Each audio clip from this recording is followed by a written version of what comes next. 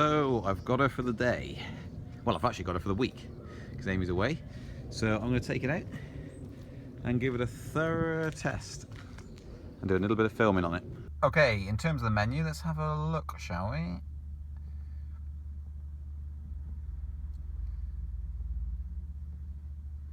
Tyre pressures. Let's take you through that settings. So you can go through and select. So for instance, now I'm not sure if you can hear it.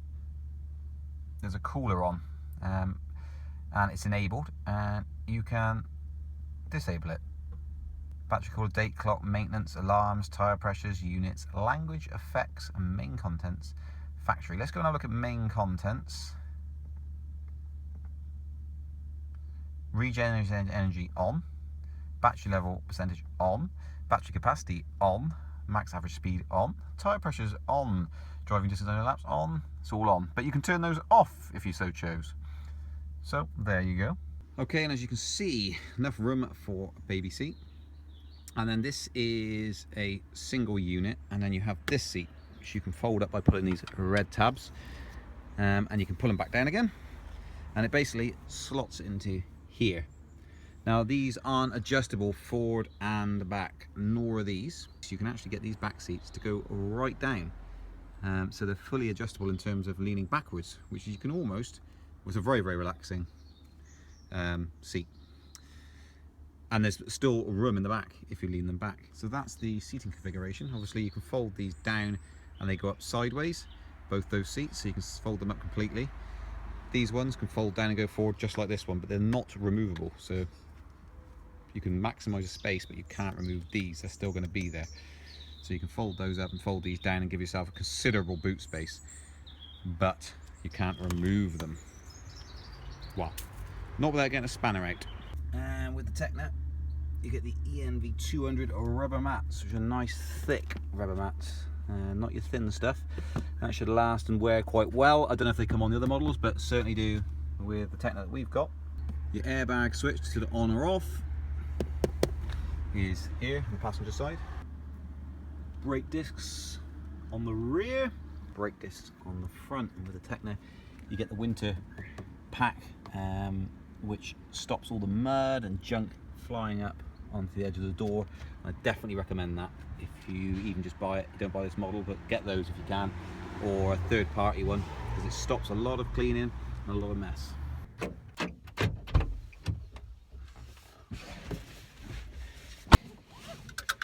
Right, okay, so what do you get up front with this ENV200? Now we've got the Techna Rapid Plus. Previous videos you will have seen, we've ordered that one. I wanted the 6.6 onboard charger, so we got the charger at the front is 6.6 7 kilowatt charger to get the maximum out of the public posts that you can get. But we've also got a rapid charge point, which admittedly we probably won't use much, but that's what you use on the motorways. And if a rapid's down, which is pretty rare nowadays on the ecotricity routes. I mean, it used to be every other charger was down, but that has subsided significantly. They're mostly always up. Obviously some are down, it happens. So we've got that, we've got those two charging possibilities. So if you're out in the public and you're at an Asda who do some charge points, there's different places that do them. Sainsbury's do some, loads of different places do it. You also get them on street as well. Then you get the cable at the back, which came with it, you plug it in and you can charge it 7 kilowatts, and every 60 minutes you park there and you've gone off, done your shopping or whatever, you get 25 bars out of it back on. It's a 24 kilowatt hour battery, so you know, 4 hours from 0 to 100% isn't bad. And that is twice as quick as my Leaf with the standard 3.3. So that's good. Inside we've got the car wings, because it's the Techna version. We've got the car wing system, we've got the infotainment system with the screen. You've got CD player, you've got aux in, you've got USB, all your usual stuff, climate control, and not just air conditioning, but climate control, so it'll set a temperature and it'll keep it at that. Leather heated steering wheel, heated front seats. You've got a D mode and a B mode, so B mode being a heavy regenerative braking. D still does it, but it's a lot lighter. So when I got in, I said I'm going to drive it eco off and in D mode. That's what we're in. So it rolls a lot further, if you guys don't know. We've got electrically adjustable mirrors, as you've seen already. We've got, in the menus, we've got tyre pressure displays for each of the tyres. That seems to work a treat. We've got trip computers, set on and off, stability control down by my knee here. You can press that to turn it off. You can turn it, emits a sound at a low speed. It emits a sound to let pedestrians know. You can turn that off. I mean, these things, the misconception with these is they're going to be completely deadly silent and you're going to run people over. But actually you get a lot of noise from cars, all cars, from the tyre noise. So unless you're really revving your engine, most of the noise you hear of a car going by is tyres. Electrically operated windows, you can access the passenger side and the driver's side. Now the driver's side, if you press it just quickly, it goes down, it just goes down a little bit. If you press and hold, it goes down all the way. So press and hold, all the way.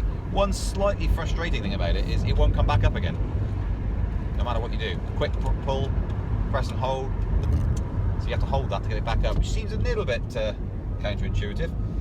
Passenger side doesn't do that, but the rate that goes down is very, very quick. I would say it's getting on for twice the speed of the Leaf. That's pretty handy. What else we got up front here? Not nothing else really to mention. You've got loads of little pockets everywhere. I mean, there could be more. I think they could probably put some up here. Amy's Touran, previous car, the VW Touran, has got a whole stack of them, back to back with 3 doors, push button doors. That's really, really handy. This hasn't got that. The cup holders are up by the dash, like in a van, transit van. I used to have had those as well, left and right. You've got cup holders down here, so for 2. You've got a load of storage space in the center console as well, so that's pretty good. On the steering wheel, you got volume controls and you've got voice recognition, which probably works as well as a Leaf, which is pretty rubbish really, so would never use it. And with the advent of Siri on iPhones and whatever, Google Assistant on Android, then that's sort of dying out to some respects. We've also got cruise control and speed limiter. Now, I've had a lot of people write to me and say the speed limiter is a much overlooked feature, where you say this is the max speed you want to go, and then if you just plant your foot down on a dual carriage or on a motorway, you won't go higher than that speed. And apparently that's a very comfortable and efficient way to drive. Cruise control, however, eats into the range more than it would do if you had it off or you use speed limiter, because it doesn't account, it doesn't know when it's going downhill, it's not regenning, it's just not that efficient. So we've got central locking all round, obviously. I mean, all these things now tend to be standard on cars. We've got airbag at front, we've got auto sensing wipers, which is pretty cool, like that on my Leaf. And not only that, we've got auto lights, so those come with the Techno package.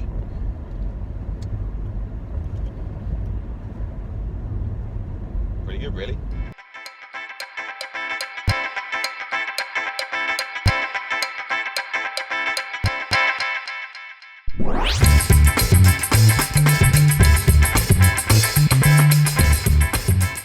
One other thing you can do is you can adjust the rake of the steering wheel, so you can pull it up or down, however you like.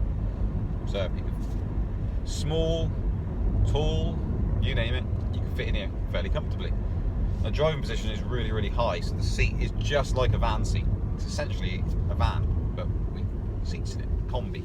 And we were waiting ages to get this 7-seater. We just want a 7-seater. I've got sick of waiting for a reasonably priced 7-seater electric vehicle, so just bit the bullet and bought this one. So the seats are nice and high up, so you're looking down. So if you want a view which you're looking down on the world, as it were, in comparison to a car, this is the one for you. It drives as well as the Leaf. So if you're stuck between getting a Leaf or one of these, and you just want a 5-seater one of these, this is going to give you a lot more room. I mean, the headroom is huge in this. Let me just demonstrate the, going to be at the sun now, demonstrate the steering wheel. And put it to park.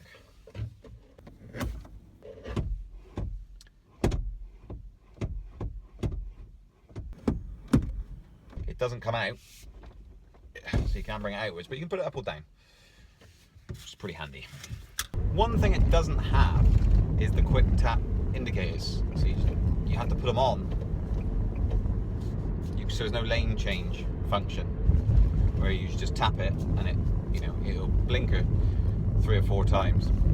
And there isn't that functionality, which is a bit strange because the Leaf's got it, and it's quite a useful little feature.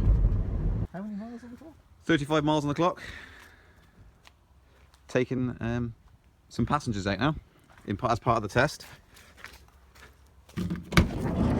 One's already in. Do you care to sit in the back? Has she consented to I need to take this out. No, I've not. Take this out. If you sit back in that seat, Okay. you can actually recline it back on the side. There's a little lever somewhere.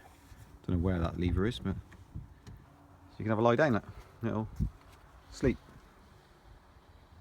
Right, I'm sat in the back here, trying out the What's this? the view. Button here. You have to press that to move it, do you? You bring it down into drive. If you can hear me from all the way back here. Yeah, but you have to press this button, do you? Yeah, push the button in and bring it down to drive. Put your foot on the brake, obviously. Now you're in reverse because you can see the reversing camera. You haven't brought it down to drive. Job done. Just gonna open up this window. It's quite warm in here, so it hasn't got proper. No, don't put the aircon on. It's on. No, turn it off. I'm doing a range test with no Don't agree with that for a start. stuff. And that's the window. Sat in the back here. It is just like sitting in the boot of a car. It's a bit like being in a minibus. It is like looking at a minibus, yeah. I've got a nice big window here. Speaker. It's higher up there than the car, surely. It is higher up. You've got van seats essentially. It's quite strange being right at the back here. You've got a row of seats in front of you. Like you say though, with that folded up, can you move these back? No, you can't. Oh, I might have to push myself back into the seat. There's just enough room. With that down, I've got loads of leg room, but yeah, it's not masses of room, is it? Your knees are fairly close. There. Right. How am I going to do a range test? Well, I'll try and drive it as much as possible and get closer to home the closer the battery comes to run down. I'm daring like that. Right, we've got someone getting in. Lovely. I've got a driver coming round now. A new driver coming to get in, to give it a go. Got to get as many people in and out as possible. Pretty much the same as your Leaf. It's a bit of waving round here. Clunk and click before every trip. Oh, I see. Won't work. You might want to switch it on. Where? The windows are just like holes in the side. They are. Strange, aren't they? It's like a Series 1 Land Rover. Sliding windows. Right, booted up. Should this one open? Yeah. Unless you've broken it. Oh, I see. That's a lock. Press OK on that. Right, good to go then. Put it into D. Yeah, Brandy. Oh, good, you're ready to go then. 61 miles left on the old trip Where are computer. we going? Goodness sake. Put you off your drive. What do you think of the ENV200 so far? Great. See the brakes. They're right, aren't they? It's very light. Shame we can't put the aircon on, but I've got to do a stringent test here. It is The windows boiling. open up. I'll open the window in a minute. 40. Oh man, boiling. 60 miles left. What do you think of the van? A lot of enough light, enough windows around you to see it everywhere. See any blind spots? Nice yet? big mirrors, 30. electrically operated. It's got a flat back, yeah. One of your requirements for a car is to have a nice, no blind spots in it, really. It is, yeah. I think this pretty much does away with blind spots, pretty I'm much, sure. apart from the middle of the 2 van doors, I suppose, at the back. No, it's all good. The middle. The middle's got a pillar, hasn't it? A pillar each side. Usually that would be a solid piece of glass, but in this case, it's a split door, isn't it? So. Ooh, okay. Well, we've had 2 other people, give it a go, and liked it. Very vanish is the basic underlying comment, but nice to drive, nice light steering. Yeah. It is sat on a van chassis, essentially, is what it is. But now I am on 47%, and I've done 150 miles exactly. So I've done 40 miles, 47%. The GOM guessometer is guessing that I'll do 43. Doesn't mean a lot, but it's going to be around about, by the looks of it, a little driving around where we have been, around the lanes, a couple of main roads. We hit a dual carriageway, not yet I don't think. Main roads though, so travelling 60 miles an hour for long periods, or sustained periods, shall I say. Yeah, it looks like we should get around about 80 miles, which if we do, I'll be well impressed, because I went into this thinking we'd probably get about 65 to 75 miles. 75 at the most, kind of thing. So we'll see. I won't comment really much more on that until we see what it actually is going to be. And obviously I can only do that to a certain degree. I don't want to run it out. 21 degrees C outside temperature now. Started off about 14, 15 C. So yeah, okay. Catch you guys in a bit.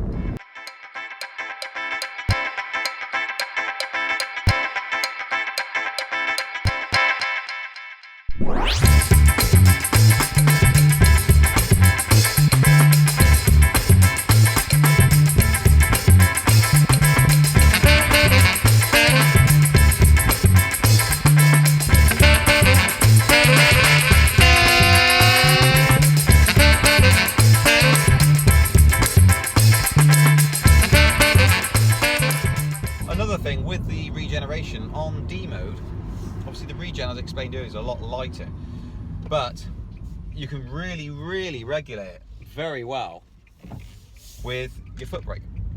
So you just press the foot lightly on the brake pedal and the regen cuts in, and you can monitor it on the dash. Comes up, shows you how much regen you're getting in, and you can feel it's not actually using the brakes. It just applies more regen the more you press that brake, and obviously the faster you're going and the more you're pressing the brake pedal, the more regen it puts in. So you can actually use quite a lot of regen. It's more work than just putting it into B, but then you've got the option of free rolling a lot more as well. And obviously with regeneration, if it's in B, so it's hard regenerative braking, you can actually then use the throttle to feather that regenerative braking, which is what I do in the Leaf. Got so used to doing it. It's usually in B, and then I feather it out to make it less harsh using the throttle. Another thing this ENV200 has got is hill control. So when you're going up a steep hill, if you've stopped and you put your foot on the brake, it holds the car whilst you're using the accelerator. So there's no need to use the handbrake for the interim. So if you stop, start up a hill, it's grabbing the brakes for you, holding the vehicle in place, and as you use the throttle, it feathers out those brakes and allows you to take off. I suspect most of you know what hill control is, but this has it like the Leaf, which is quite nice, especially in a vehicle you might be carrying more weight, because obviously the more weight you've got, the more you need a brake to hold the vehicle on a hill. Time to go and buy some chocolate now from the shop. Oh. Right, explanation, £1 each. If you haven't tried these, don't, because you'll get addicted to them. Or if you want to, try them. Co-op, only get them on £1 each. They're usually £1.74. £1. Bargain and lovely.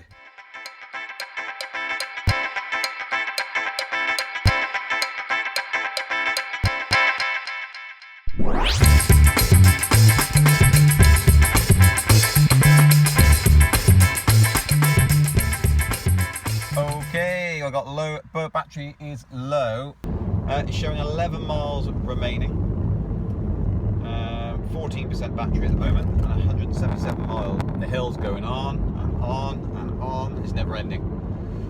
But theoretically, because I'm doing a loop, I'll have to come back down, but you won't regen as much as you power your output going up. I'm still going up. 13% battery. It's a heck of a climb. You wouldn't want to walk it or cycle it. It says I can do another 9 miles, which is complete gas at the current output. Which would give me, it's probably about right, so I've got to be really careful here that I don't screw this up. Everyone's on holiday, away, hundreds of miles away, so I've just got to make sure that I've not got a long walk. Right, it says very low charge level, and I've got dash across the GOM. Do you want to search for a nearby charging station? Now I've just passed the Nissan garage, local one, no rapid charger there, but has got 7 kilowatt chargers, 2 of them. But this is a test, a range test, so now I am pushing it. Whoa, a hawk or an eagle just flew in front of the windscreen. I've got 8% battery. Do you want to search for a nearby charging station? Let's say yes, see what we get. My house has a charging station. Once you've got car wings installed, you can set it up to remember, I think it's automatic, remember every time you plug in, it will store that location, which is pretty good. Someone else gets in your car and you've done loads and loads of driving, you'll have a lot more stored places if they're not already on the map than as standard. So yeah, so I've got some downhill now, that massive uphill, I've got the massive downhill, but then I have got an uphill to my house again, so not as long, but hopefully I have sufficient power. Brilliant. So we'll just pull it in front of me. I have to kill all that energy I built up. Got some regen going on though. Don't you love it when people pull out in front of you? Look in their mirror and go, yeah, and carry on at 20. I'm on 6% battery now. When I lose 1%, if it's like the Leaf, it will just go dash, dash, dash, and I'll be in the dark. That's a very worrying time when you get there. I've been doing it now for about 4 years. When you get to dash, dash, dash, you're never really quite sure. You know that a percent is approximately 1 mile of travel. So theoretically I should be able to do 5 miles. But it is quite steep towards the end. So we will see. I'm approximately 3 miles from home. So I should do it. But you can never tell with hills. It's hills that are the killer. Trying to lug this weight up a hill consumes a lot of energy. We will see. So I'm now at 185 miles on the clock, which means I've travelled 75 miles. 6% remaining would tell me that I can do 81 miles.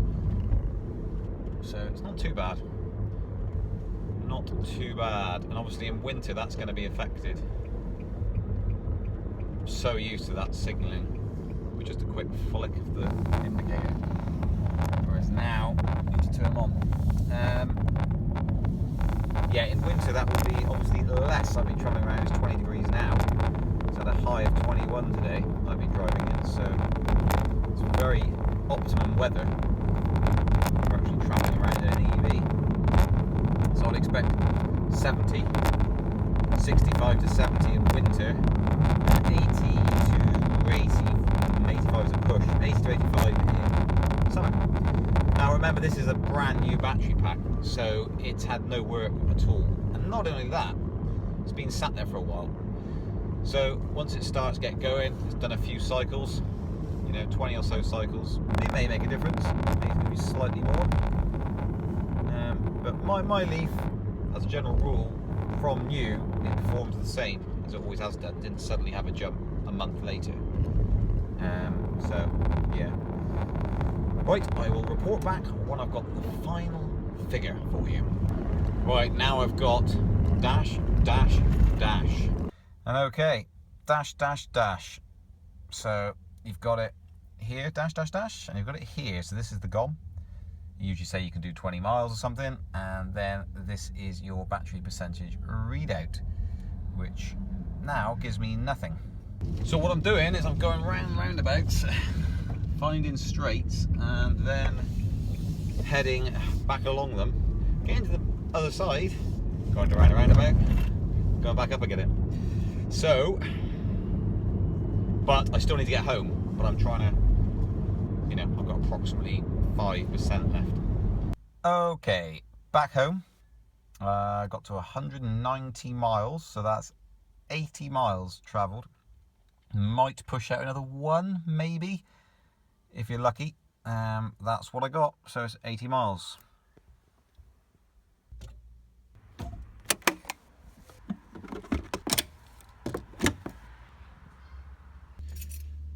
Well, okay, this concludes the video of the ENV200 Combi 7-seater. If you've got any questions, comment below.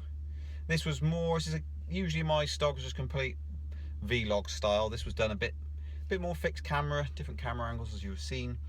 Just really as trying to do a little proper review encompassed in one little video for you.